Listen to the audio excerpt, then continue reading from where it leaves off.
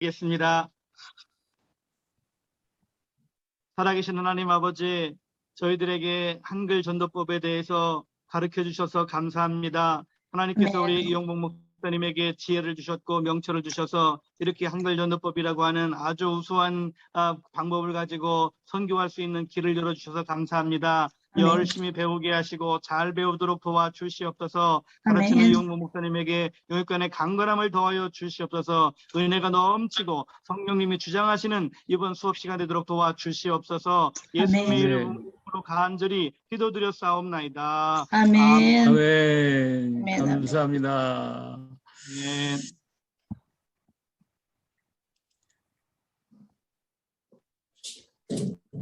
네. 네, 잠깐만요. 잘못했으니까 공유를 제가 하겠습니다.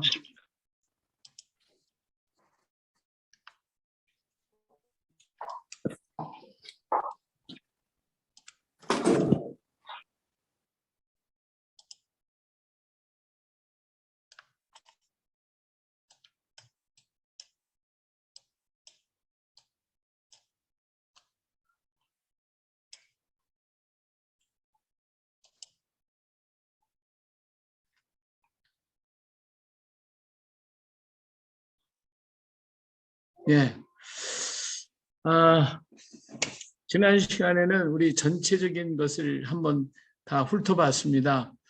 이제 오늘은 부분적으로 들어가서 먼저는 전체적인 통괄적인 것이었고 이번에는 그 부분 들어가서 하나씩 열어가도록 그렇게 하겠습니다. 지난 시간에 제 소개를 안 드렸는데 오늘 손길문화원, 제가 손길문화원에 있습니다. 손길문화원은 우리 한글과 그 다음에 가야사를 가지고 청해 이렇게 전도하고 있어요. 그래서 가야사를 통해서는 우리 민족의 정체성을 깨우치고 그리고 전 세계를 향하여 나갈 때에는 하나님이 주신 한글을 가지고 나가면 세계 복음화에 앞장설 수 있으리라 생각이 됩니다. 자, 오늘은 서론으로 훈민정음이 걸어온 길에 대해서 말씀을 드리도록 하겠습니다. 자, 그동안 우리 손길문화원에서는 그 손길이라고 하는 것은 하나님의 손길이라는 뜻이에요. 역사 속에서 일하시는 하나님의 손길을 찾아서 전하고 지금도 일하고 계시는 우리 하나님을 증거하는 것이 바로 우리 손길문화원의 하는 사역입니다. 지금까지 중심 사역은 우리 가야사, 우리 민족의 정체성을 깨닫게 하고서 하나님께로 돌아오게 하는 작업을 했고요. 그다음 복음과 훈민정음을 통해서 우리 민족이 주신 선물인 훈민정음으로 온 세계에 복음을 전하는 일을 하고 있습니다. 그래서 한글이 있는 곳에 복음이 있는 곳에 한글을 전하겠다고 하는 캐치프레이즈를 가지고 일하고 있어요. 지금까지 한 사역을 보면 김해가 불교 가야 기념 사업을 하겠다고 그래서 가지고 문제가 굉장히 컸습니다. 그래서 이것을 저지하는데 최선을 다해가지고 가야 복원이 불교로 되지 아니하도록 그렇게 만들었습니다. 그리고 우리 그동안 가야 세미나 그리고 한글 세미나를 외국이나 또 전국 다니면서 했고 어제도 지금 충주에 가서 한글과 가야 세미나 하고 돌아보다 보니까 정신이 없어가지고 오늘 정리가 제대로 되지를 못했어요. 수요일부터 계속 그거 하고 있다가 지금 내려와가지고 정신이 하나도 없어요. 지금. 제가 한 책으로서는 사도도마와 아시아교회 책과 그 다음에 복음과 훈민정음 그리고 실용한글, 루세 이야기 이런 책이 있었고요. 가야사에 대해서는 우리 사도도마와 아시아교회 사도도마 이야기 정학공 목사님이 쓰신 책인데 도마에 대해서는 아마 굉장히 중요한 책이 아닌가 생각이 됩니다. 지금 이것은 절판이 되어 있고요. 이 목사님은 소천하셨기 때문에 이 책을 구하는데 지난번에 어떤 분이 그러더라고요. 헌책방에서 이 책을 사려고 보니까 10만 원을 달라고 그러더라고. 가격이 엄청나게 뛰었어요. 10만 원 달랬는데 이 책이. 그리고 한국의 이스라엘과 한국과 이스라엘 역사의 비밀이라는 염동호 목사님 쓰신 책인데 우리 역사와 이스라엘의 역사를 같이 비교해서 우리 유물과 함께 이스라엘 유물과 같이 비교한 책인데 굉장히 중요하고 또 히브리어와 우리나라 고대 언어하고 비교한 책이 바로 이 책입니다. 이것이 1권이고요. 새로운 왕국 이스라엘, 새로운 이스라엘의 왕국 신라 가야 이 책이 2권인데 이건 칼라로 다 완전히 돼 있어가지고 읽으시기 굉장히 좋은 책입니다. 필요하신 분들은 주문하시면 되겠어요. 저에게 주문하셔야 돼요. 일반 책방에는 지금 없습니다. 제 양력은 이렇고요. 저는 45년 동안 목회 생활하고 그리고 은퇴해서 지금 손길 문화원을 지금 하고 있습니다. 제가 사는 곳은 경남 진주입니다. 이 찬양이 상당히 좋기 때문에 제가 한번 하겠습니다. 이곳은 거룩한 땅이요 우리는 거룩한 땅에 서 있다. 주께서 여기 계시며 주님이 계신 곳은 거룩하다. 이 손은 거룩한 손이요 나에게 거룩한 손을 주셨다.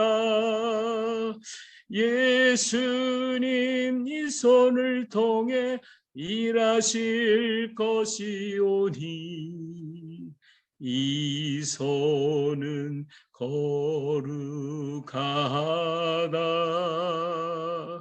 이 몸은 거룩한 몸이요 나에게 거룩한 몸을 주셨다.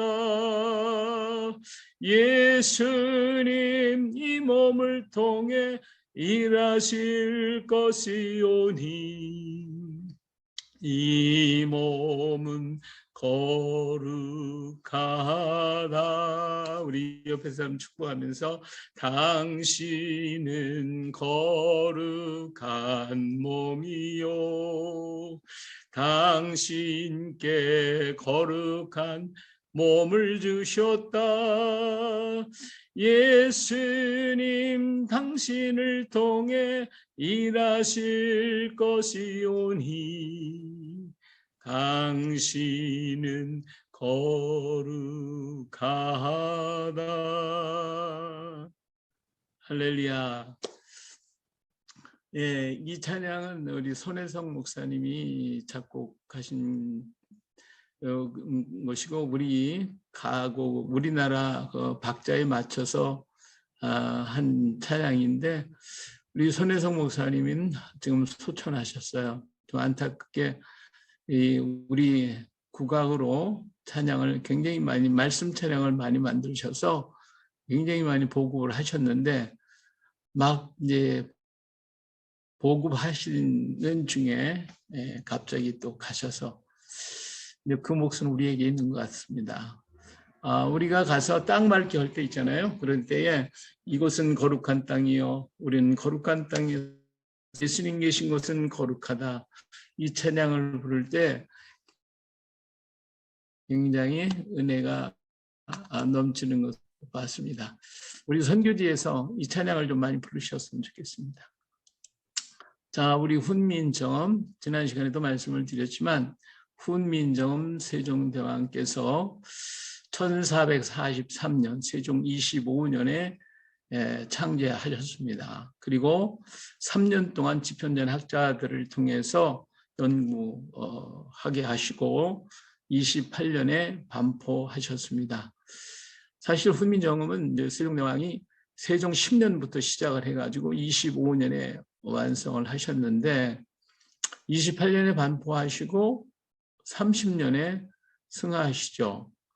그러니까 평생을 훈민정음을 위해서 일하시다가 가셨다. 그렇게 말할 수도 있습니다. 훈민정음 세종 10년에 시작됐죠. 그래서 25년에 완성됐고 학자들에게 사용이 됐고 3년이 지나서 완벽하다고 하는 것을 확인한 다음에 28년 10월 상달에 반포를 하게 됩니다. 그리고 반포된 지 30년에 승하하시고 일생을 훈민정음 제작에 투신하시고 일을 마치셨던 것을 볼 수가 있습니다. 지금 현재 우리나라의 이 훈민정음, 이 해례본, 이 표지는 원래 표지가 아닙니다. 우리 해례본은 지금 우리나라에 단 한 권밖에 없습니다. 한 권밖에 없어요.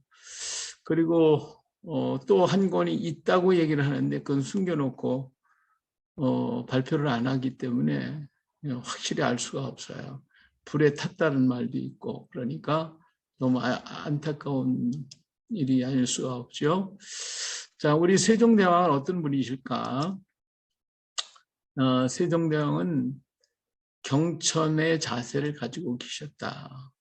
우리 성경에 보면 이스라엘 자손에게 말하 이르라 여자가 임신하여 남자를 낳으면 그는 이래 동안 부정하다 해서 이 산모에 대한 얘기를 지금 하고 있어요. 그래서 그 여인은 아직 또 33일을 지나야 산열이 깨끗하고 정결하게 되는 기간이 차서 차기 전에는 성물을 만지도 말며 성소에 들어가지도 말고 여자를 낳으면 2일을 부정하다. 그래서 66일 동안 지나야 된다라고 해서 산모에 대한 굉장히 그 성경의 얘기를 많이 하셨는데 세종대왕도 바로 이러한 그 경천의 자세를 가지고 백성들을 사랑하셨던 분입니다. 그래서 이 육아휴직을 줬어요.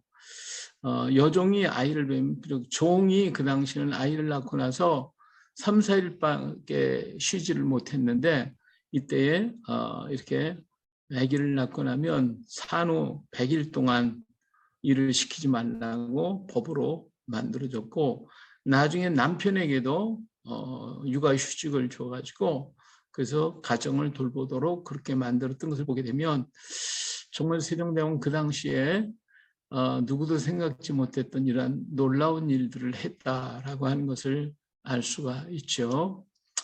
자, 그뿐만 아니라 노인에 대한 공경에 대해서도 말씀했어요. 아무리 천한 노인이라도 양묘원에 양로연 그 연회를 베풀어주는데 노인들 연회를 베푸는데 천한 사람은 참석하지 못하게 했거든요. 근데 그렇게 하면 안 된다라고 얘기해서 누구든지 노인을 귀히 여기고 그의 높고 낮음을 생각하지 말고 다 참여하도록 하라고 해서 백성들에게 이 효의 원리를 가르쳐 줬던 분이십니다. 우리 성경에도 그랬죠. 너는 셋머리 앞에 일어서고 노인의 얼굴을 공경하며 내 하나님을 경외하라.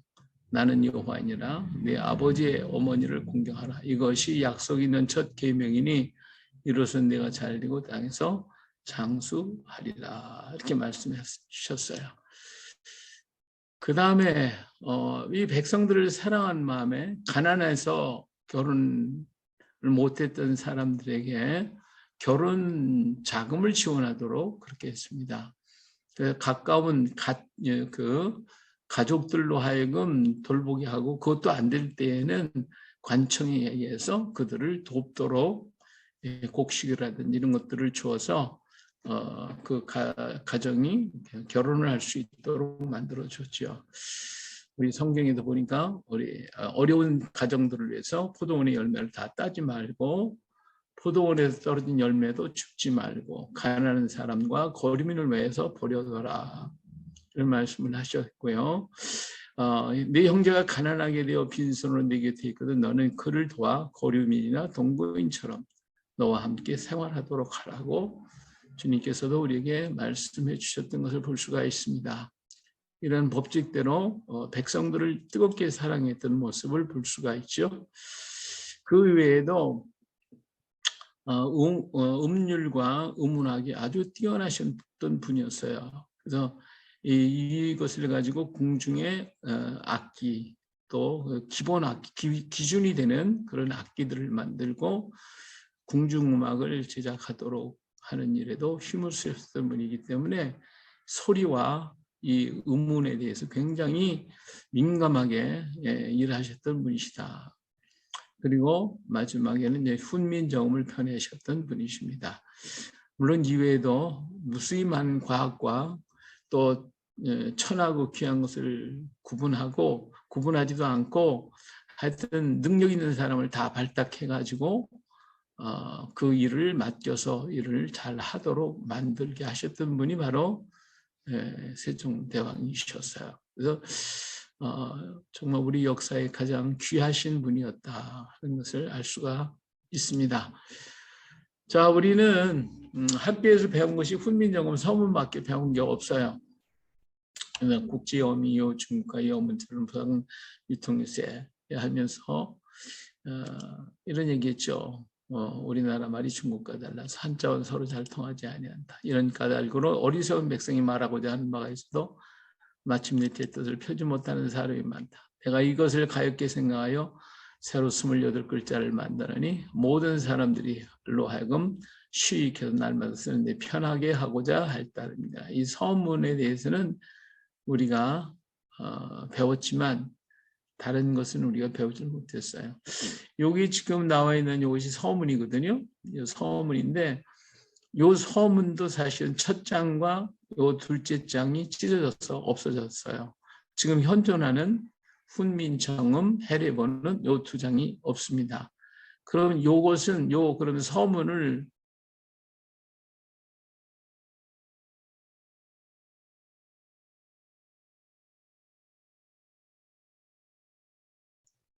교수님, 저기 마이크를 다시 켜주셔야 될 것 같아요. 마이크가 꺼져 있어요.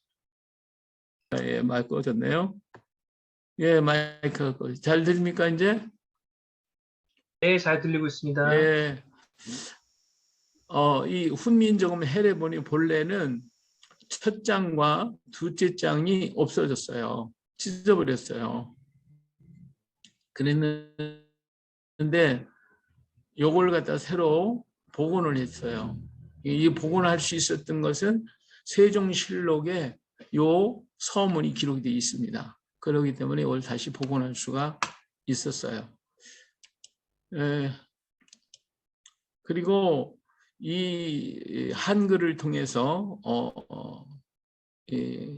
천한 백성들이 글을 모르기 때문에 삶의 길을 모르고 도리를 알지 못해서 천한 것이 된 것이니까 그들이 글을 알게 되면 도리를 깨달아서 하늘 백성이 될 수가 있다라는 거예요. 그래서 이 천민이 되게 하라. 한글을 통해서 하늘 백성이 될 수 있도록 만들게 하기를 원했죠. 사실 우리 옛날 사람들은 글을 아는 거, 글을 알아야 그 사람이 사람이다 이렇게 생각을 했어요. 그래서 한자를 알고 쓰는 사람들을 선비라고 해가지고 그 사람들이 사람이라고 생각을 했습니다. 글을 모르는 사람은 사람이 아니고. 그랬는데 9일에 한글로 된 성경이 만들어짐으로써 백성들이 한글로 된 성경을 읽게 되는 거예요. 근데 가장 천했던 백정들이라든지 이런 천민들이 성경을 읽다가 정말 사람이 된 거예요. 그러다 보니까 한자를 알아야 사람이 되는 게 아니라 한글을 알아도 그 사람이 되는구나. 이렇게 사람들의 인식이 바뀌어져요. 그래가지고 한글을 배우는데 사람들이 모두가 다 이제 열정을 가지고 배우게 되는데 이 한글로 우리 성경이 만들어짐으로써 이런 놀라운 역사가 일어나게 됐다. 이렇게 말씀을 드릴 수가 있습니다. 근데 만일 지금 한글이 없다면 오늘 우리는 어떤 문자를 지금 쓰고 있겠어요? 우리가 한글이 지금 없다면 중국말 쓸까요? 한문? 한자? 아니면 일본 글자 쓸 것 같아요. 일본 글자. 왜냐하면 일본에 36년 동안 지배를 당하고 그 글자 배웠잖아요. 그러니까 그 글자 썼으리라 생각이 됩니다. 정말 한글이 없다면 우리 민족은 너무나도 비극적이 아닙니까? 한문을 안 쓰거나 한문 쓰거나 아니면 일본 글자를 쓸 테니까 너무너무 비극적이죠. 그래서 우리가 훈민정음을 우리 민족이 가졌다는 거, 이건 하나님의 특별한 은혜고 가장 귀중한 선물이 바로 이 훈민정음이다. 정말 우리 하나님께 너무너무 감사하죠.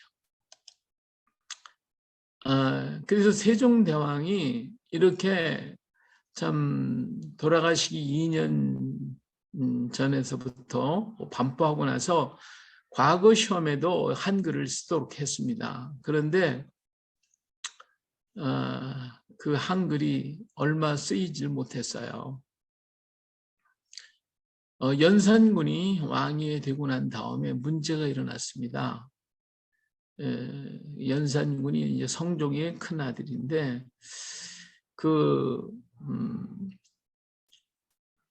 어머니가 그 폐비윤씨거든요. 이 폐비윤씨인데 사사가 되고 나서 1483년에 사사가 됐습니다. 그리고 난 다음에 1494년에 연산군이 왕이 되죠. 이 왕이 됐는데 1498년, 1504년에 모사와 갑자사화를 일으켰어요.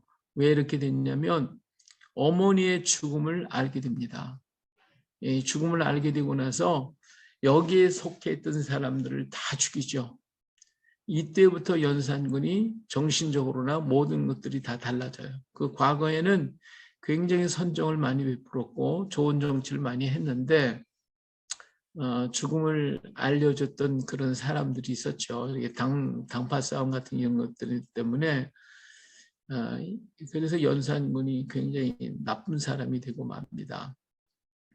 그 연산군의 그 초상화 이거 보니까요, 험준하게 만들었잖아요, 그렇죠? 좀 예쁘게 안 만들고 굉장히 독하게 만들어놨어요. 근데 이런 사화가 일어나니까 한글로 투서가 들어왔어요. 그래가지고 한글을 쓰는 사람들, 궁중에서 한글 쓰는 사람 모조리 잡아다가 문초하고 또 글을 써보기 위해서 글을 대조해보고 한양 시내에 있는 사람들, 한글 하는 사람들 박대하고 하는 이런 일들이 굉장히 많이 벌어진 바람에 결국 1506년에 중종 반정이 일어나서 그래가지고 폐위가 돼서 강화도에 유배되고 거기에서 죽고 말았죠. 그래서 이때부터 그러니까 훈민정음 책을 가진 사람은 무조건 다 죽였어요. 그러니까 책을 가질 수가 없었어요. 있는 책은 그 당시에 훈민정음 책을 가지고 있었던 사람들이 이 책을 다 없애버린 거예요. 그래서 이 책이 전해지지 않았어요. 근데 지금 전해지고 있는 그 책은 겉장 2장을 찢어서 아닌 것처럼 해가지고 숨겨놨던 책이 발견이 된 거예요. 기가 막힌 것이죠. 그런데 이렇게 연산군이 한글을 핍박을 해가지고 참 어려움을 많이 겪었는데 그래도 그 여인들과 또 천민들 속에서 한글이 전해져 내려왔습니다. 그것을 정리한 사람이 최세진 씨죠. 최세진 선생님이 이 한글을 모아가지고 훈몽자해를 저술을 했습니다. 이게 1527년입니다. 그래가지고 이 한자에다가 한글로 음과 훈을 달아서 한문을 모르는 사람도 한글을 통해서 한문을 읽을 수 있도록 그렇게 만들어 줬어요. 그리고 한글 자모의 명칭을 기록했습니다. 다시 말하면 우리 한글 자모의 명칭, 애기움, 다시 말하면 기역, 니은, 디귿, 이 이름이 없었어요. 본래는 본래 이름이 없었는데 이렇게 한자로다가 기역, 니은 이렇게 이름을 붙였어요. 예, 그래서 오늘날 우리가 이대로 기역, 니은, 디귿 이렇게 부르게 됐습니다. 원래 훈민정음에는 이 글자가의 이름이 없어요. 그래서 이 기역이라고 하는 글자를 써놓고 이는 이렇게 있죠. 군자에 처음 나오는 소리, 첫 소리다. 그래서 군할 때 처음 나오는 소리다. 이렇게 얘기를 하고 있지 기역이라는 말을 안 썼습니다. 그 다음에 엄빠음, 모음은 오음, 아, 야, 여 이것도 이 순서와 이름도 이렇게 한자로 이름을 다 붙여서 읽을 수 있도록 그렇게 만들어줬죠. 이 한글의 자모의 명칭을 만드신 분이 최세진 선생님이셔요. 그리고 이 자음을 정리를 해가지고 초성에다 쓰여지는 글자, 또 초성에 특별히 쓰이는 글자, 그리고 모음 엄빠음의 그 순서를 개구도가 큰 아, 야, 여 이렇게 한 그 순서대로 이렇게 만들어서 배열을 하게 됐고요. 자음도 역시 마찬가지로 그렇게 했습니다. 그리고 이제 우리가 요즘에 아이들이 이제 우리 한글 배울 때 여기 각야, 거겨, 고교, 우교 하는 거 쓰죠. 요 도표를 만드신 이 반절음표를 만드신 분이 최세진 선생님이셔요. 그래서 이런 엄빠음과 애기음의 합자법을 만들어서 각야, 거겨 이렇게 해서 만들었죠. 그래서 반절 본문 176자를 만들어서 다 암송시키고 그래서 한글을 보급하는 일에 굉장히 애를 썼던 것을 볼 수가 있습니다. 근데 지금 아이들도 이걸 배우고 있는데 조금 문제는 있어요. 우리 한글 방법 배우는 데 있어서는 오히려 이것이 빠를 것 같은데 걸림이 될 수도 있는 것이 반절음표예요. 그런데 이렇게 우리 한글이 지속적으로 내려오다가 한글을 갖다가 왜곡을 돼버리고 말았는데 일본 학자의 일제가 들어오면서 문제가 커졌어요. 이 오쿠라 신베이라고 하는 사람인데 이 사람이 우리나라에서 한글, 이 향가와 이두뿐만 아니라 우리 한글을 만진 사람이에요. 전부 다 뜯어 고치고 만지고 한 사람입니다. 근데 이 사람의 중심 사상은 우수한 문화를 가진 언어가 문화적으로 뒤처진 민족 속에 저절로 흘러 들어가는 것이 자연 상태라고 하는 역사관을 가지고 있었어요. 다시 말하면 일본의 문화가 더 높다는 거죠. 그래서 한국은 이 조선은 일본만 못하기 때문에 일본 문화를 조선에 심어야 된다라고 하는 그런 생각을 가진 사람이 오쿠라 신베이라는 사람입니다. 1910년에 한국에 왔죠. 조선에 와서 그래서 1927년에 향가와 이두에 대한 연구로 문학박사 학위를 받게 됩니다. 뿐만 아니라 증정 한국어 학사를 만들었죠. 초판은 1920년에 만들고 40년에 재판 만들어서 완성을 이뤘어요. 그 다음에 국어민 조선어 발음에 대해서도 썼고 그 다음에 조선어 학사에 대해서도 기록을 했습니다. 그리고 자기가 수집한 방언 어휘를 분류해서 그에 관련된 논문을 수록한 조선어 방언 연구 2권을 만들었고요.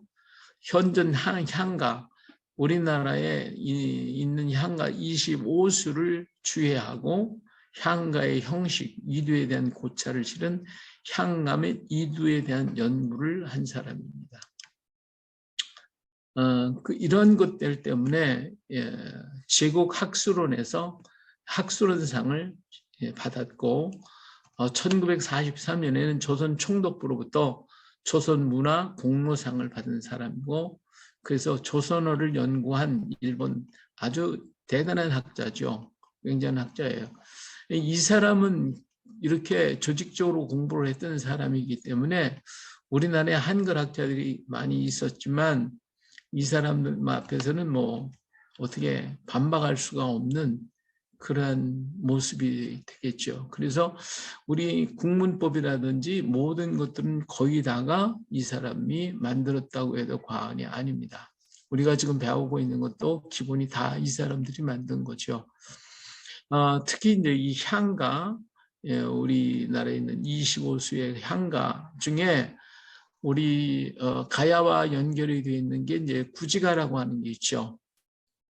구하과 수기견야, 약불견야, 번짝기, 끼야라고 하는 그런 것을 가지고 우리 구지가 그러죠. 거부가 머리를 내밀어 안 내밀으면 불에 구워 먹겠다. 이렇게 얘기를 했는데 그걸 그렇게 번역한 사람이에요, 이분이. 근데 이것은 우리 문학을 저질 문학으로 만들기 위해서 한 거예요. 실상은 그 구지가가 아니고 원래의 제목은 영대왕가입니다. 대왕을 영접하는 노래예요. 근데 그걸 갖다 구지가라고 이름을 붙여가지고 거북이 고기가 맛있다 이런 식으로 다 번역을 해놨는데, 사실은 하나님을 영접하는 노래인데 무슨 거북이가 나옵니까? 이건 우리말을 한자를 차용해서 만든 이두 향가일 뿐이에요. 그러니까 우리말식으로 번역을 해야 돼요. 구하가 거부가 아니고 구합니다. 머리가 되신 하나님께 구합니다. 우리에게 옷이 없어서 오시지 않는다면 적들이 와서 번쩍번쩍이는 칼과 불로 우리를 다 태워 죽일 것입니다. 우리를 도와달라고 하는 그 부르짖음의 노래가 바로 영대왕가입니다. 근데 그걸 갖다가 한문식으로다가 그대로 번역을 해서 우리 문학이 아주 저질적인 문학, 구지가라고 하는 것으로 만들어버리고 말았어요. 근데 이런 걸 고쳐야 돼요. 사실은 고쳐야 되는데 안 고치고 그냥 그대로 구지가 하고 있으니까 정말 안타까워요. 이것을 만든 사람이 바로 이 사람입니다. 또 한 사람이 있어요. 다카시 도우라는 사람인데 1912년 조선 연구의 초대 평의원, 조선 총독부 한글 철자법 위원으로 이 사람이 주도했던 사람이고, 우리나라의 주리 주기론을 통해 가지고 조선의 유학을 연구한 사람입니다. 서울대, 성균관대, 동국대 이것을 만든 사람이고요. 그리고 사이토 총독의 문화정치의 자문위원으로 있었습니다. 그리고 조선 사상서 분야에서 가장 뛰어난 업적을 남겼는데, 이 사람의 사상사, 오늘날 우리가 유교, 우리나라의 정신, 문화, 사상사의 체계를 세운 사람이 바로 이 사람이에요. 그러면 이 사람이 세운 것이 바른 사상이겠어요? 우리나라 정치, 우리나라의 모든 사상이 과연 이 다카도우시라는 사람이 만든 그 사상이 바른 사상이겠냐 하는 거예요. 잘못됐죠. 우리 사상은 잘못됐다고 하는 것을 갖다가 얘기한 건데, 그런데 이 분야에서 우리가 뛰어넘어가야 되는데 뛰어넘어가는 그런 사람이 지금 거의 없는 걸로 알고 있어요. 그리고 이분이 1912년과 21년에 한글 첫자법 위원으로다가 있으면서 우리 국문법, 우리 한글을 전부 다 주무른 사람입니다. 그래서 이 우리나라 지금 사용하고 있는 국문법이라든지 이런 것들은 전부 다 이 사람들이 다 만드는 거예요. 자, 우리 한글 학자 가운데 아까 최순영 선생님이 있었는데 우리 주시경 선생님이 있었죠.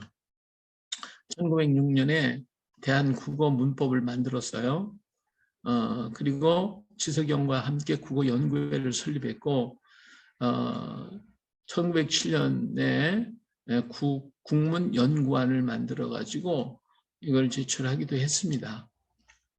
그리고 1908년에 국어연구학회를 조직해서 국어문전음악을 만드셨고 전 국민에게 국문 초학을 만들어서 보급을 했고 국어문법도 만들었어요.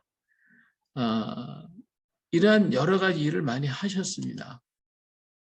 그리고 우리 한글학자 추경 선생님이 우리 국어 사전, 말모의 사전을 만들어서 보급하려고 했다가 이게 문제가 됐어요. 그래가지고 1914년에 이분은 돌아가셨지만 이때에 무슨 일이 생겼냐면 한글 학자들, 조선어학계 사건으로 사람들 다 잡아들여버리고 말았어요.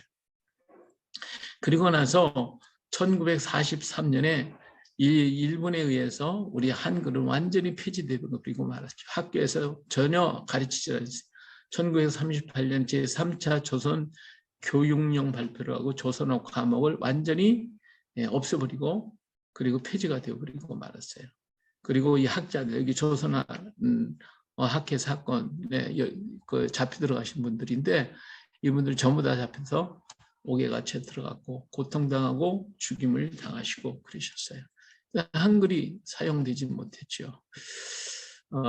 우리 학자들이 있었지만 우리 학자들은 그저 유학의 중심으로 한 학자들이었고 일본에 있는 사람들은 서양의 학문을 배웠던 사람들이기 때문에 그들에게 우리 학문이 도저히 가서 이렇게 경쟁할 수가 없을 정도로 그런 어려움을 겪게 됩니다.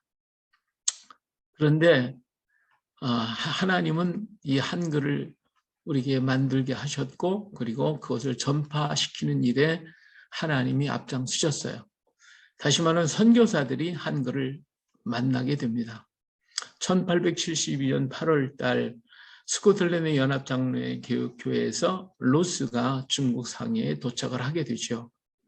그리고 먼저 왔던 맥킨타이어 선교사를 만나서 조선 선교를 논의하게 됩니다.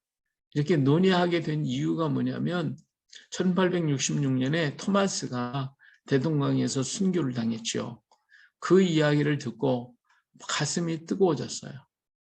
그래서 이 조선에 복음을 전해야 되겠다 해가지고 로스와 맥킨타이어는 조선의 복음을 전하기 위해서 굉장히 노력을 하다가 조선에 글자가 있다는 것을 알게 되죠. 그래가지고 그 글자를 배워야 되겠다 하는 생각을 하게 됩니다. 그러다가 로스 선교사가 자기 부인이 아기를 낳다가 죽지요. 그 마음에 큰 상처와 아픔을 가지고 정말 이 조선에 더 가야 되겠다고 하는 마음을 갖게 돼요. 그러다가 1876년에 4월 달에 무역상을 하고 있던 이응찬이를 만나게 되죠. 이 이응찬이 압록강을 배를 타고 건너가다가 그만 배가 파손이 됐어요. 그래서 모든 물품 다 잊어버리고 나니까 자기 목숨만 간신히 살고 나왔는데 그런 게 재산 다 잃어버렸죠. 그래갖고 기가 팍 죽어서 그렇게 헤매고 있을 때 로스가 이 사람을 보니까 무언가 실에 차 있거든요. 그저 불러가지고 그와 대담을 하고 같이 음식을 나누면서 이야기하다가 나에게 조선어를 가르쳐달라 해가지고 이응찬을 로스의 한 조선어 선생님으로 만들고 이응찬은 한 영어를 배우는 일을 하게 되죠. 그래서 로스가 기초 한글 교재를 만듭니다. 그리고 1877년, 그게 1년 동안 공부를 얼마나 열심히 했으면 1877년에 성경 번역을 시작했겠어요. 정말 죽으라고 성경 한글 공부해가지고 그 다음에 성경 번역을 시작을 하게 됩니다.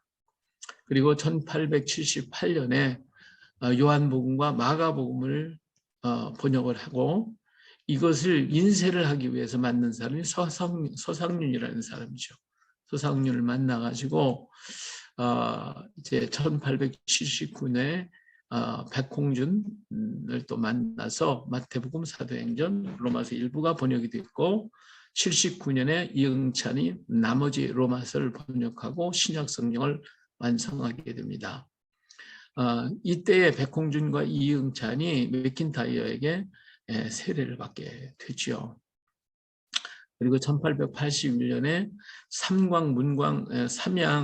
심양의 문광서원을 통해서 거기서 예수 성교 문답과 예수 성교 요령을 출간하게 되고 그 다음에 1882년에 드디어 누가복음과 요한복음을 만들게 됩니다. 이게 1882년에 처음으로 만든 누가복음서입니다. 이것이 본문의 내용이에요. 본문.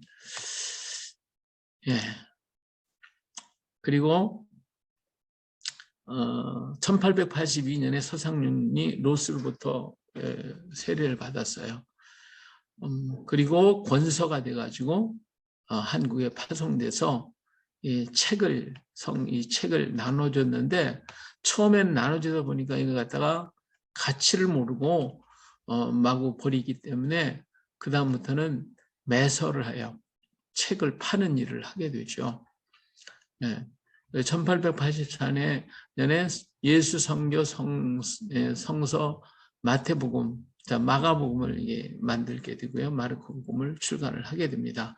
그리고 87년에 신약성서를 다 완간을 하게 되어지죠. 이게 요한복음서 내용입니다. 이것이 1887년에 만들어진 신약성경 전권을 여기 만들게 됐어요. 근데 이 내용을 보면 너무 이 함경도 서북 방언으로 되어 있기 때문에 상당히 좀 어려움이 많이 있습니다. 루스가 얼만큼 한글을 사랑했던지 이 루스가 쓴 거예요. 자기 이게 보고서였는데 이 한글 띄어쓰기를 시작을 했고 우리 한글 자모가 너무 아름답고 음성 문자는 너무나도 간단해서 모든 남녀노소가 읽을 수 있다고 그랬어요. 소리 글자이므로 한글로 인쇄된 어떤 책이든 자모만 배우면 읽을 수 있다라고 아주 한글을 극찬한 사람입니다. 이분이 만든 사진 같은 거예요. 그리고 여기에 글을 볼 수가 있죠. 그래서 성경을 한글로 번역해가지고 매서인을 통해서 한글이 전파되기 시작을 합니다. 그리고 이것을 교회를 통해서도 전파되었고 선교사들이 한글을 보고하는데 앞장서게 되어집니다. 소래교회 모습이 소래교회 최초의 소래교회 서상윤을 통해서 만들어진 소래교회 소상윤의 형제들 이것이 이제 새로 개축되고 이건 경기도에 있는 소래교회를 다시 여기서 북한에 있는 것을 지금 여기다 복원시켜 놓은 거예요. 자, 그런 반면에 일본에서도 성경 번역이 시작이 됩니다. 1882년 9월 19일에 일본 수신사로 갔던 그 이수정이라는 사람이 일본으로 건너가게 되죠. 이때 이 안종수라는 사람이 기독교에 대해서 소개를 해줍니다. 그 당시에 예수교에 대해서 좀 말이 많이 있었던 것 같아요. 예수교는 사교가 아니라네 산상수훈만 봐도 평등주의 사상이지 않은가. 인간은 모두 하나님 앞에서 피조물이며 형제라는 거야. 이렇게 안종수가 이수정에게 얘기를 했어요. 그래서 이수정이는 이 안종수의 말을 듣고 농학자 쯔다이라는 박사를 만나게 됐는데 그때 이분이 예수 믿는 사람이었습니다. 이분을 통해서 한문 성경을 얻게 되죠. 그래서 읽다가 너무나 놀랍게 돼요. 1883년에 일본에 온 지 7개월 만에 그 동경의 쯔유츠키 교회에서 야스카와 목사님에게 세례를 받게 됩니다. 그리고 5월 달에 일본 전국 기독교 대친목회에서 한국어로 대표 기도를 하는 그러한 놀라운 일들이 일어나게 되고 이 사람 때문에 사실은 우리 번역이 이루어지기 시작하고 선교사가 우리에게 올 수 있는 길을 마련한 사람이 바로 이 사람입니다. 그리고 일본 성서 공예 총회였던 루미스 목사가 한국말로 성경을 번역해달라고 요청했기 때문에 이때부터 한문 성경을 받았던 그 한문 성경에다가 한글로 토를 달기 시작을 합니다. 그래서 1883년에 마가복음, 요한복음을 이렇게 번역을 했는데 이걸 현토 성경 신약 성서라고 하는 거예요. 이 현토 성경이라는 것은 바로 한자에다가 한글로 토를 달았기 때문에 현토 성경 신약 성서라고 하게 되죠. 그래서 마가복음, 요한복음이 84년에 11월에 출판이 되었고요. 87년에 신약 성서가 출판이 되어집니다. 역시 로스와 같은 시대에 이렇게 만들어지게 되죠. 근데 북방에서 만들어졌던 로스가 만든 성경이 오늘 우리가 쓰여지는 성경이 기본이 되지를 않았어요. 사실 그분들이 굉장히 노력을 많이 했는데 그것은 너무 많은 사투리가 너무 많았고 그 다음에 일본어로 언더우드와 아펜셀러가 와서 이 성경을 만나게 되죠. 그리고 이수정이는 그 당시로 말하면 한양에 있는 선비였기 때문에 지금으로 하면 표준말이죠. 표준어로다가 글을 썼어요. 그러다 보니까 이 성경이 오늘 우리 성경의 기초가 되어지게 되는 겁니다. 그래서 1885년 4월 5일 날 언더우드와 아펜셀러가 바로 이 성경을 가지고 우리나라에 오게 되어집니다. 그래서 87년부터 1900년까지 성경이 24만 1250권이 만들어졌고요. 보급이 있고 찬송가는 21만 5천 권, 한글 성경 이렇게 많이 보급됐어요. 이외에도 기독교 문서, 교회학교 교재, 기독신문, 잡지 이런 한글 보급 이것이 다 선교사들에 의해서 교회에 의해서 전부 다 보급되는 역사를 이루게 되죠. 그래서 정말 놀라운 그러한 한글의 보급이 되어집니다.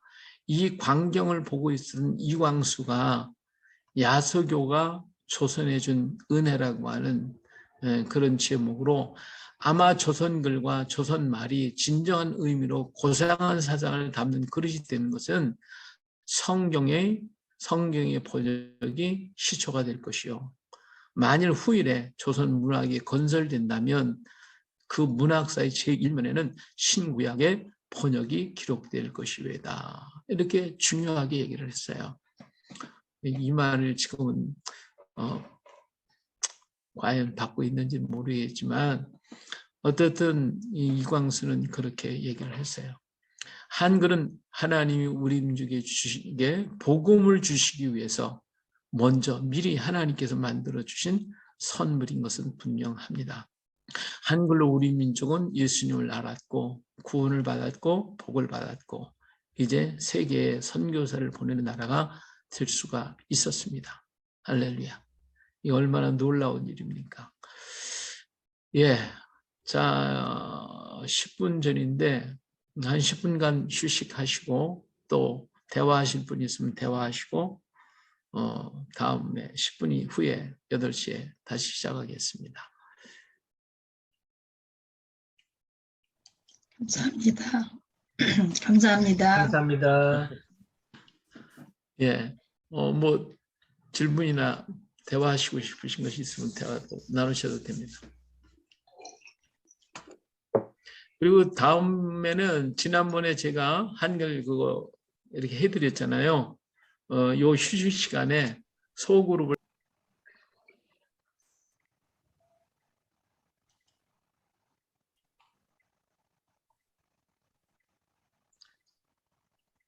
예.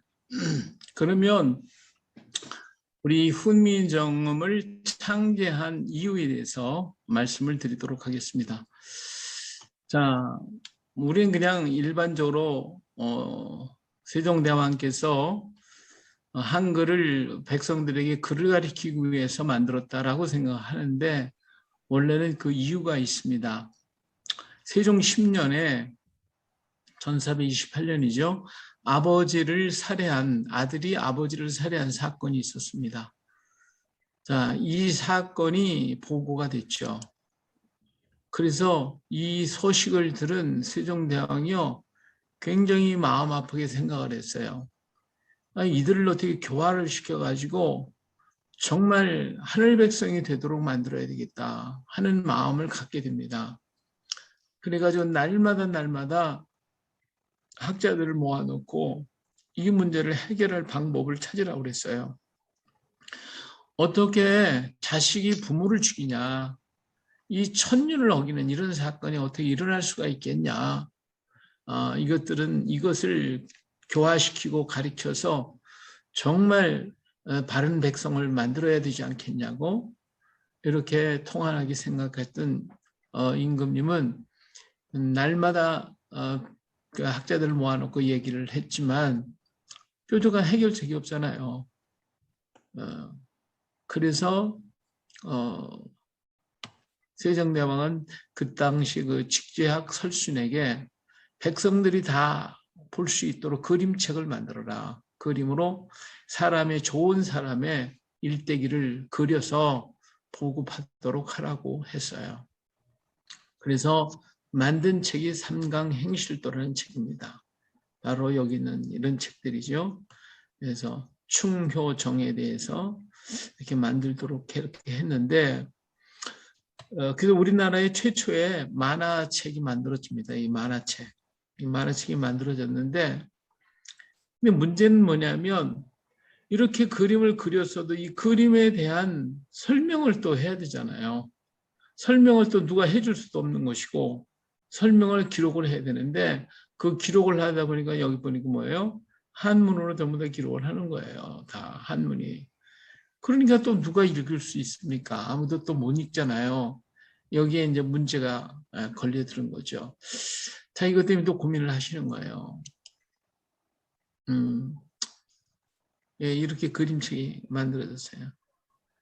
뭐 사람 죽이고 하는 그런 장면들인데 하여튼 기가 막힌 거죠. 그 중에 그 효행편에 보면 한 가지만 말씀을 드릴게요.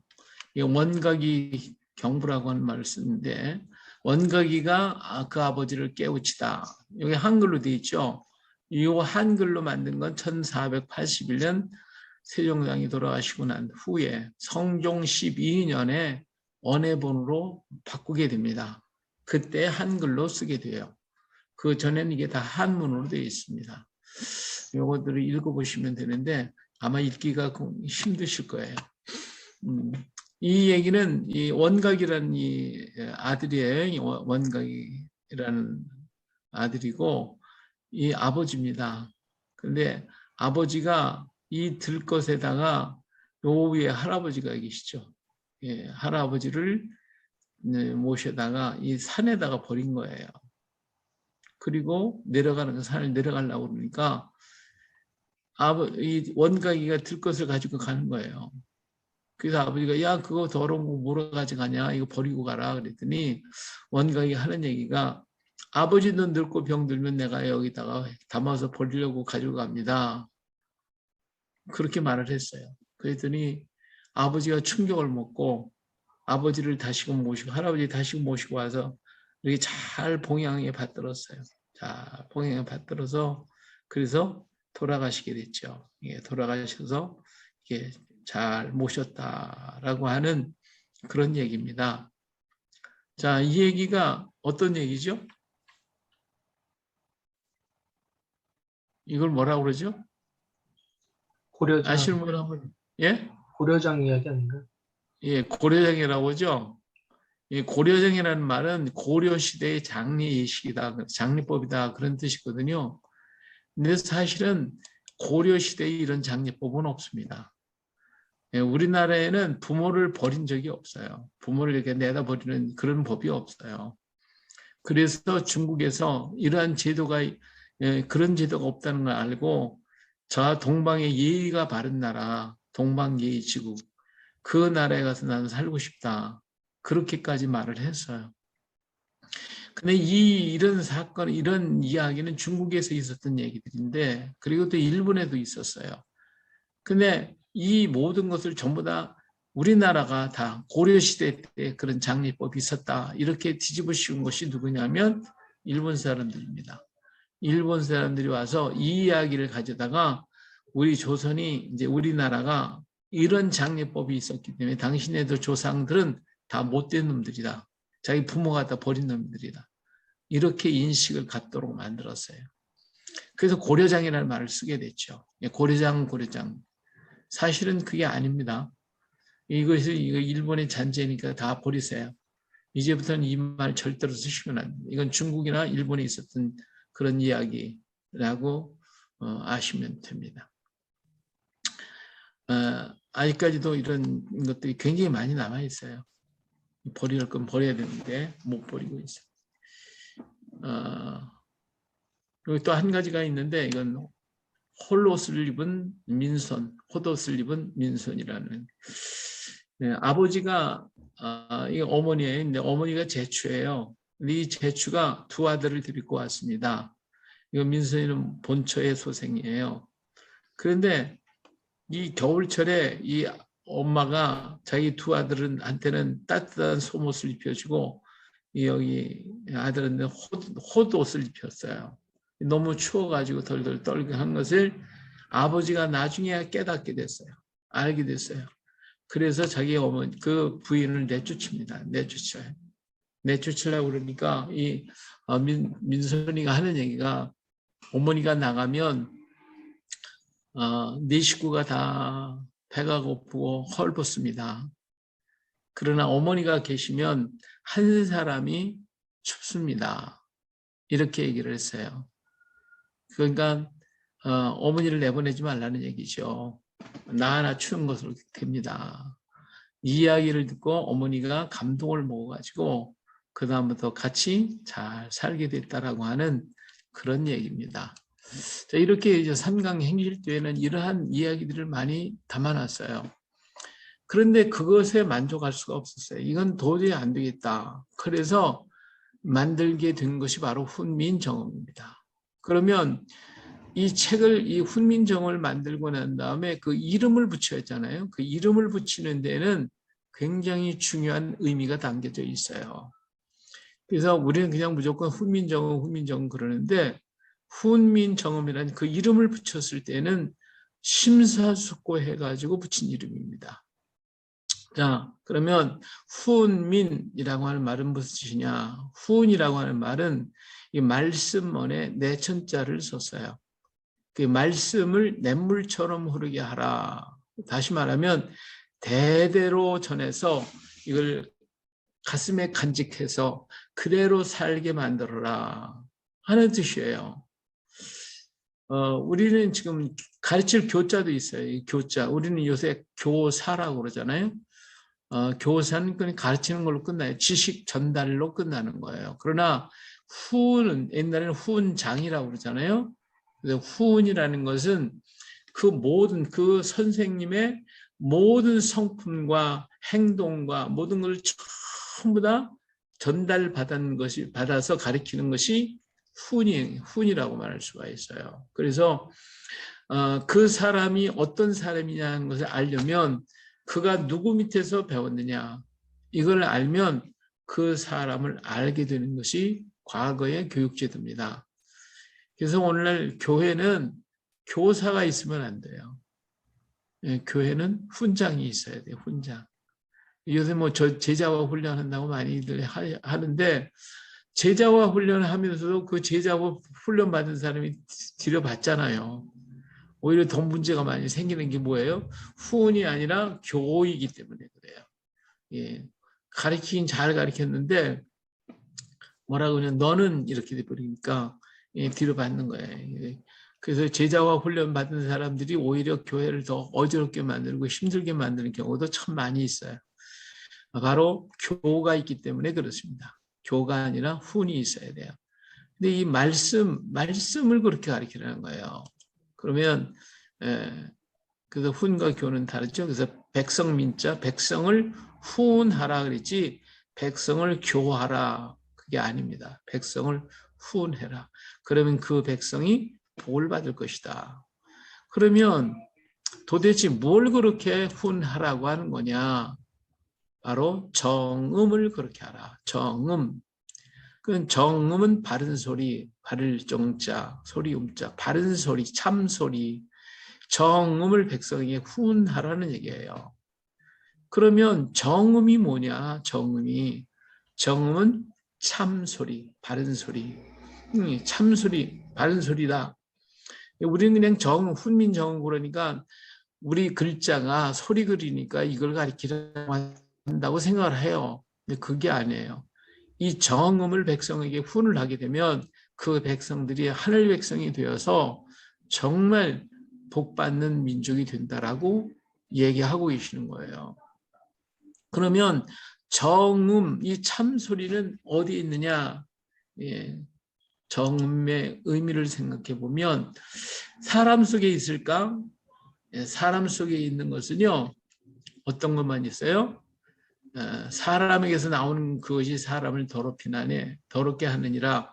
사람의 속에 있는 것이요, 마음에서 나오는 건데 악한 생각, 음란, 도적질, 살인, 간음, 탐욕, 악독, 속임, 음탕, 질투, 비방, 교만, 우매, 이런 모든 악한 것들이 사람 속에 있다는 거예요. 이게 사람을 더럽게 하는 거예요. 이게 사람 속에는 정음이 없어요. 사람에게는요, 의도 없대요. 의는 없나니 하나도 없대요. 인간 속엔 참도 없어요. 로마서 7장 18절에 내 속 곧 내 육신에 선한 것이 거하지 않은 줄을 아노니 원하면 내게 선을 행한 것이 없다. 이렇게 얘기를 했어요. 자, 그렇기 때문에 인간은 어때요? 모두가 다 죄인입니다. 모든 사람이 죄를 범하였다고 그랬죠. 그래서 우리가 죄가 없다고 하면 거짓말하는 거예요. 그렇기 때문에 우리 속에 진리가 없어요. 우리 속에 정음이 없다는 얘기가 되죠. 그러면 정음은 어디 있는 거냐? 참은 하나님의 것입니다. 사람은 다 거짓되되 오직 하나님을 지었다. 그래서 오직 참과 의는 하나님에게만 있는 거예요. 다시 이 참이 곧 정음, 참소리, 말씀입니다. 그렇기 때문에 하나님의 말씀을 그렇게 가리키는 거죠. 요한복음 1장 1절에 태초에 말씀이 계시니라, 이 말씀이 하나님과 함께 계셨으니 이 말씀은 곧 하나님이시니라 하는 그 말씀을 정음이라고 바꿔낸다고 해도 그렇게 틀린 얘기는 아닙니다. 오직 정음은 하나님에게만 있기 때문에 정음이 곧 말씀이죠. 그래서 바로 이 하나님의 말씀을 백성에게 가르치면 그들은 하늘 백성이 된다. 그런 의미가 되겠습니다. 자, 우리는 하나님의 말씀이 어떤 것인가, 하나님의 말씀에 대해서 너무 작게 아는 것 같아요. 하나님에게 뭐가 있어요? 말씀이 있어요. 하나님에게는 말씀이 있습니다. 근데 이 말씀이요, 이게 나타나요. 하나님이 말씀하시니까 그 말씀이 드러났어요. 우리 눈에 보이도록. 그 드러난 것이 뭐냐면 만물이에요. 들에 있는 나무나 풀이나 꽃이나 산이나 모든 것이 다 하나님의 말씀이 드러난 겁니다. 그 말씀이에요. 그래서 우리는 말씀을 먹고 말씀을 마시고 말씀 속에 살다가 말씀 속으로 들어가는 것이 우리 인생입니다. 제가 한 번은 배를 타고 가다가 풍랑을 만났어요. 막 배가요, 올라갔다 내려갔다 하고 난리가 났어요. 우리 하는 게 뭐예요? 바람아 바다야 잠자라. 예수의 이름으로 명하노니 잠잠하라 그러잖아요. 기도를 해도 안 돼요. 그러다가 이러다가 이제 배가 파손하면 내가 죽겠구나 이런 생각이 들더라고요. 자, 물속에 빠져서 이제 죽나 보다 그렇게 생각이 되고 마음이 막 굉장히 힘들어지는데, 그때 가만히 생각해 보니까 이런 생각이 들어요.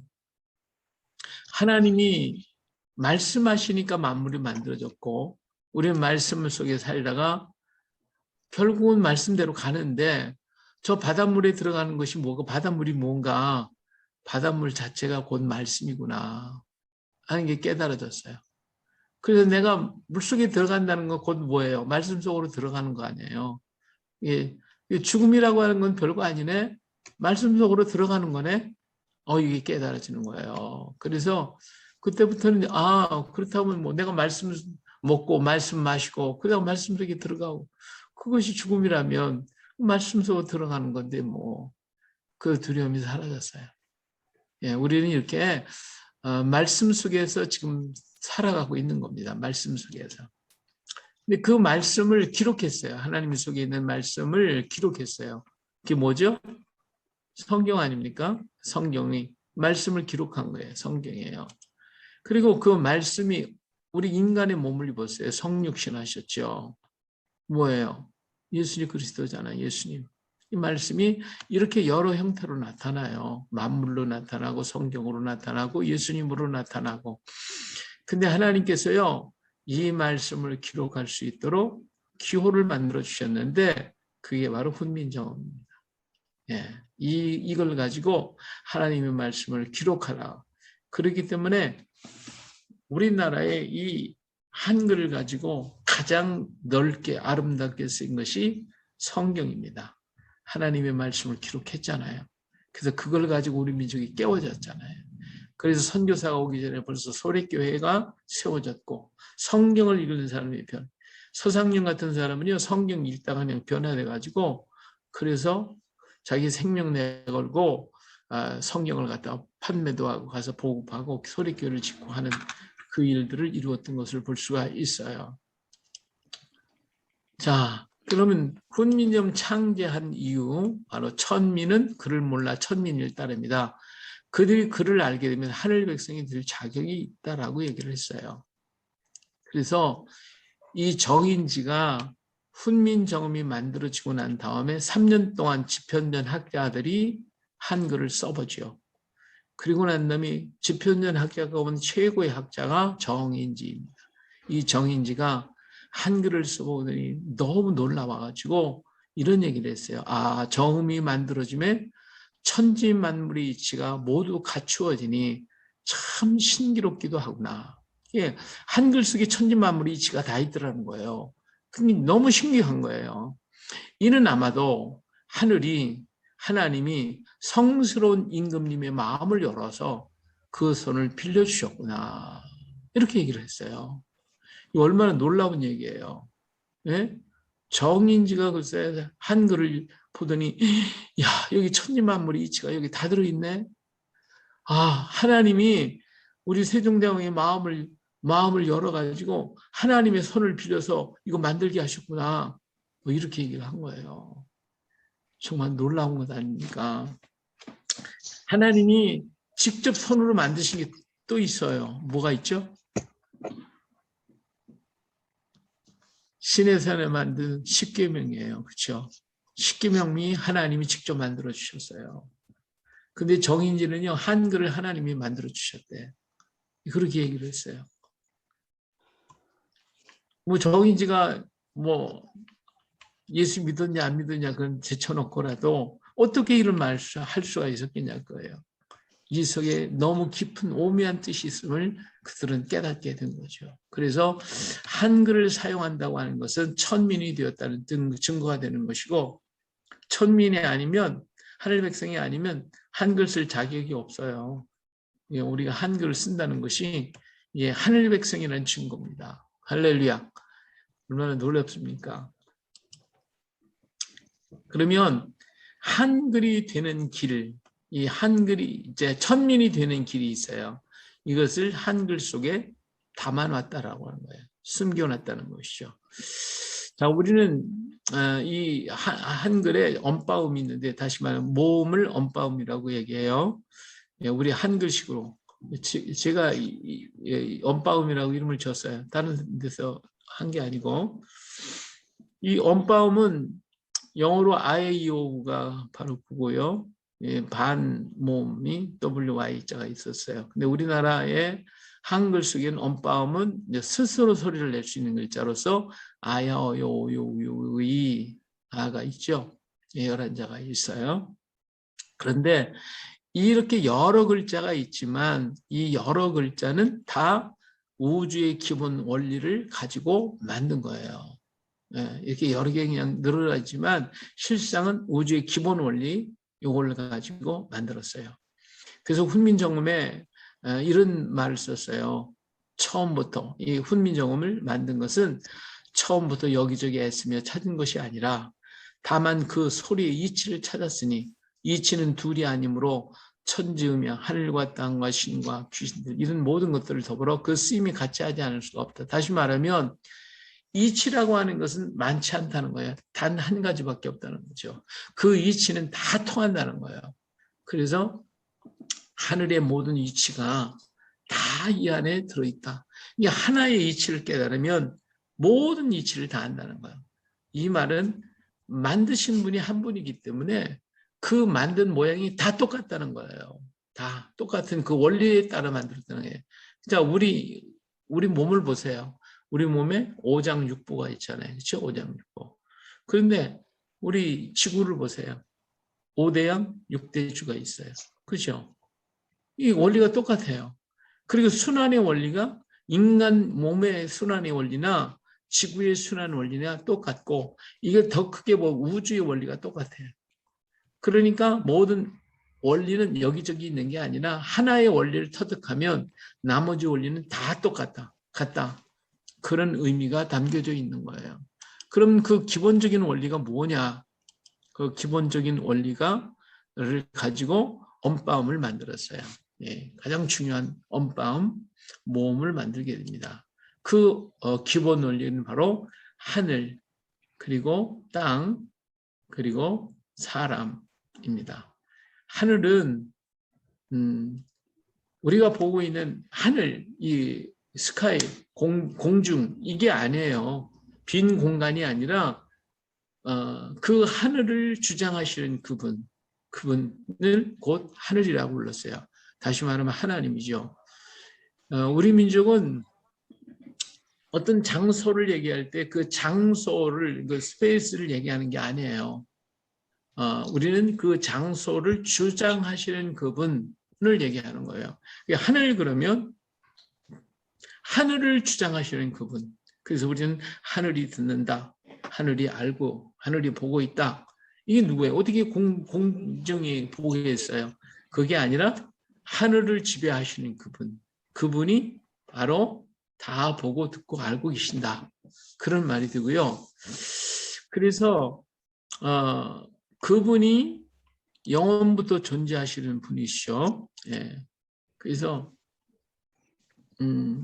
이제 첫 번째 글자는 이 하늘을 이야기하고 있는데요. 가만히 봐요. 그래서 첫 번째 글자가 이 하늘이에요. 그래서 하늘의 형상을 상징을 했어요. 그래서 요 점은 이 글자는 혀가 오므라들고 소리는 깊고 하늘이 자에서 열린 것 같고 그 모양이 둥근 것은 하늘의 형상인 까닭이다. 그래서 하늘은 물리적 존재가 아닌 인격적 존재를 가리켰기 때문에 하나님을 나타내고 있다.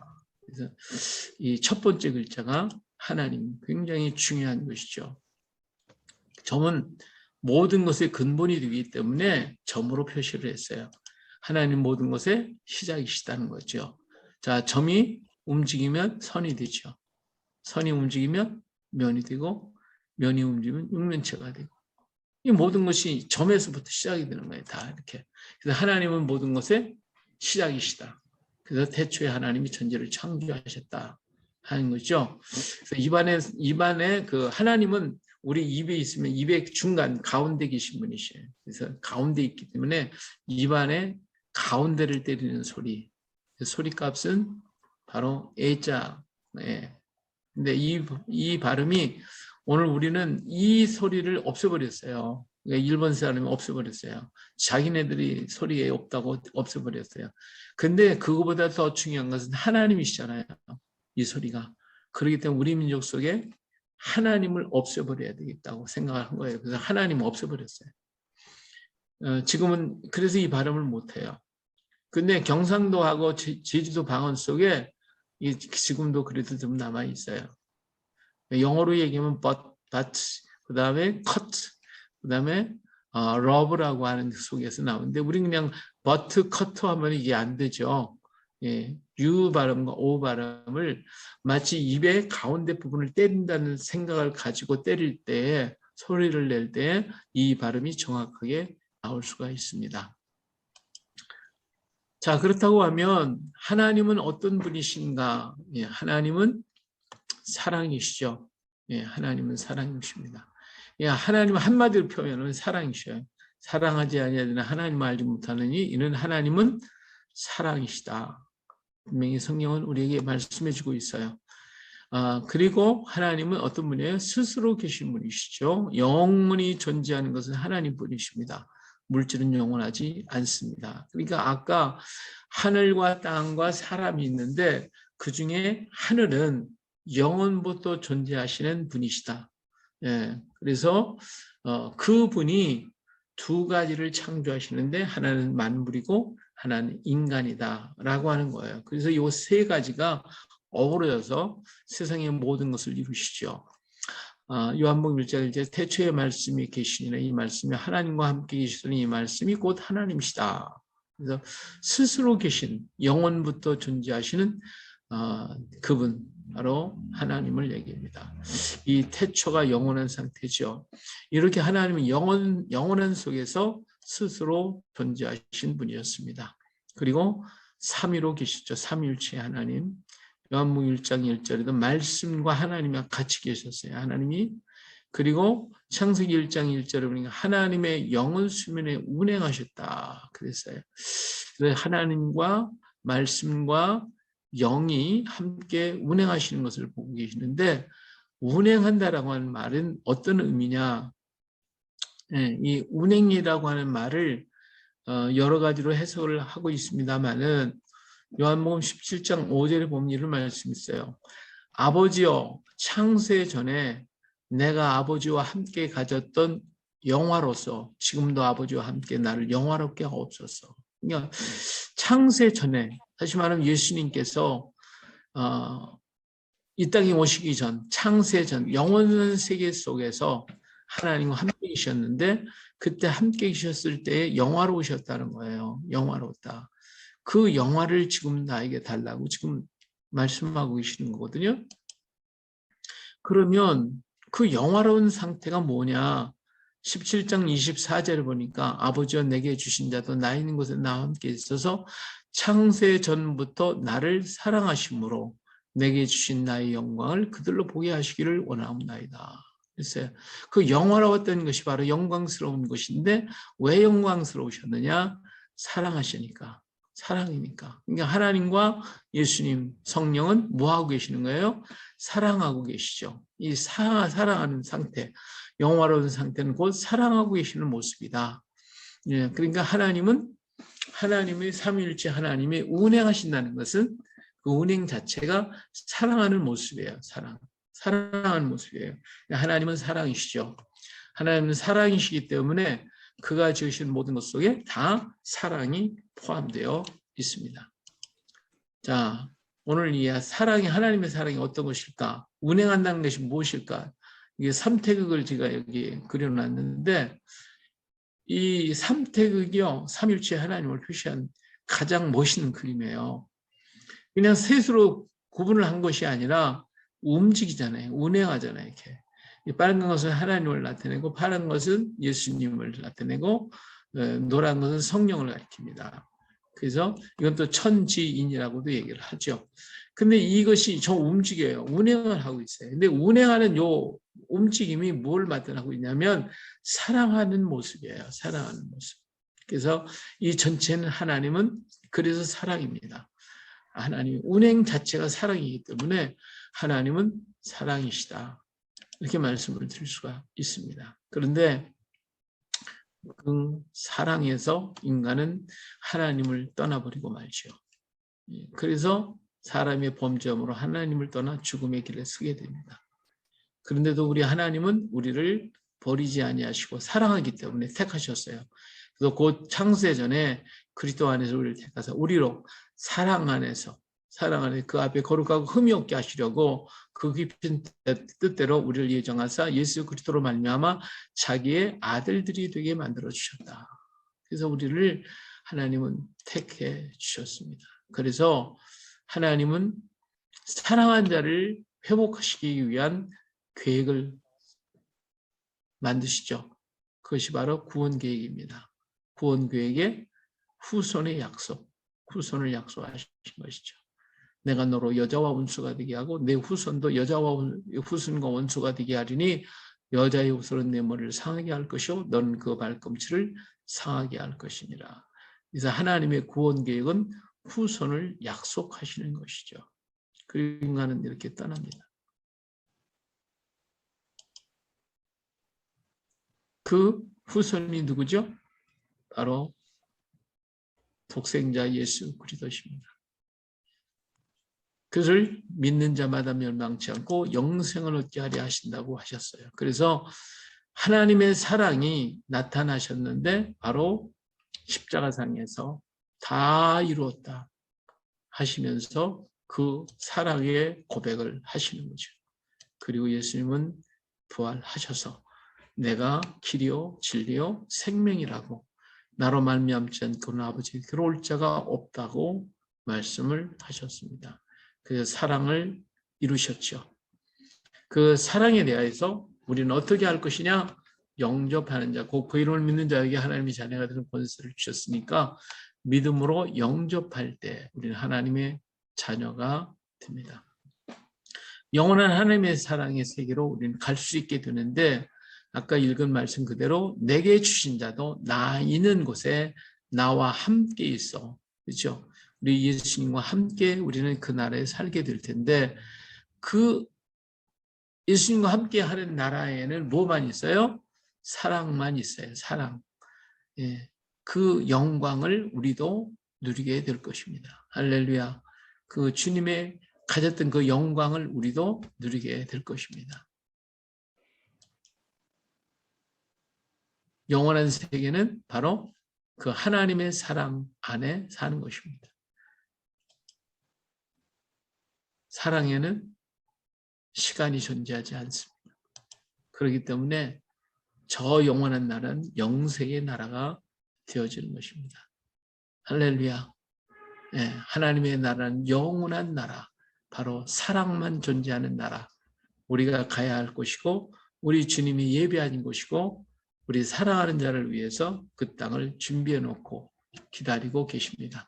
우리 주님 우리 데리러 오신다고 말씀하셨죠. 그 나라의 역사가 우리에게 이루어질 것입니다. 할렐루야. 자, 오늘은 여기까지입니다.